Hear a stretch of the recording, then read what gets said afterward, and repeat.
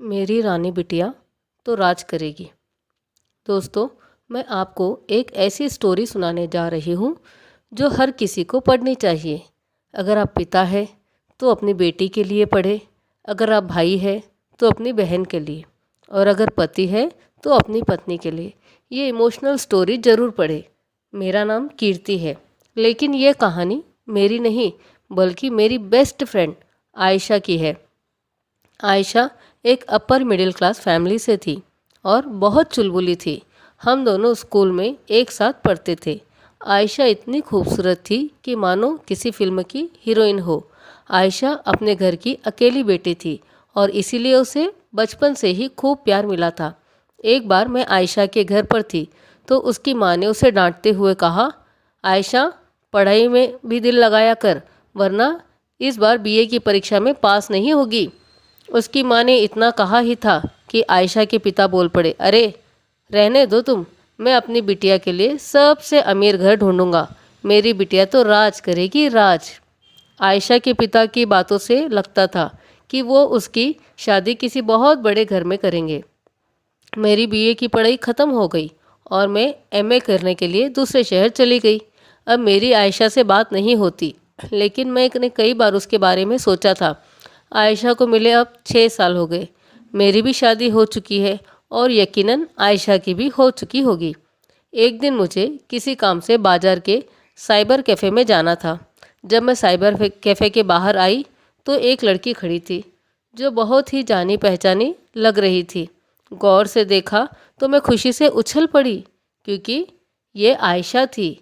मैं उसके पास गई और उसे गले लगाया और उसका हालचाल पूछा। अभी मैं कुछ बात और पूछती, आयशा ने कहा, कीर्ति, मैं मेरे अपनी बेटी को स्कूल से लेने आई हूँ। उसका छुट्टी का टाइम हो गया, फिर कभी मिलूँगी तुमसे। मैंने मन ही मन सोचा, हम दोनों बेस्ट फ्रेंड थे, लेकिन ये आयशा इतनी अजीब तरह से क्यों पेश आ रही है। पहले तो ये बहुत मस्त चुलबुली हुआ करती थी। मैं अगले दिन फिर उसी साइबर कैफ़े में काम से गई तो आयशा वहीं खड़ी हुई थी। इस बार मैंने आयशा का हाथ पकड़ा और पास के कॉफ़ी शॉप में ले गई और कहा, आयशा, क्या हुआ तुम्हें? मुझे तुम उदास लग रही हो।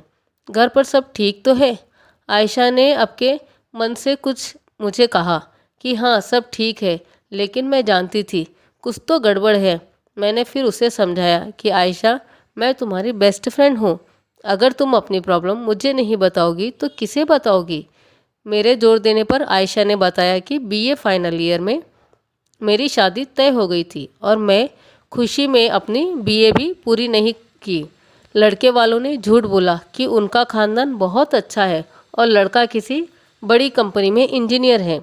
लेकिन शादी के बाद पता चला कि लड़का कोई छोटी मोटी नौकरी करता है और सास ससुर तो बहुत ही ताने मारते थे। उन्होंने मोटे दहेज के लिए झूठ बोलकर शादी कर ली। इतना सुनकर मेरे होश उड़ गए और आयशा की आंखों से आंसू निकलने लगे।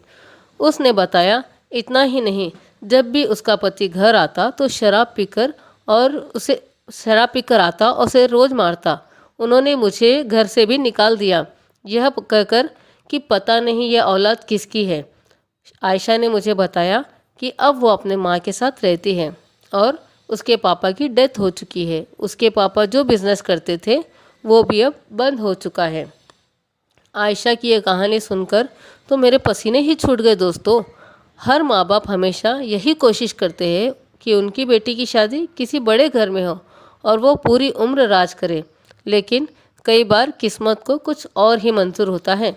इसीलिए हर माँ बाप की ये जिम्मेदारी बनती है कि उनकी बेटी आत्मनिर्भर बने और अच्छी शिक्षा हासिल करे, ताकि शादी के बाद भी वह अपना सर गर्व से ऊंचा रखकर चल सके। अपनी बेटियों को आर्थिक रूप से इतना सशक्त जरूर बनाएं ताकि वह शादी के बाद भी आत्मनिर्भर हो सके। अगर आपको ये इमोशनल स्टोरी अच्छी लगी तो सब्सक्राइब करना ना भूलें और आपको कैसी लगी ये कमेंट में ज़रूर बताएं। तो please like, share and subscribe. Thank you.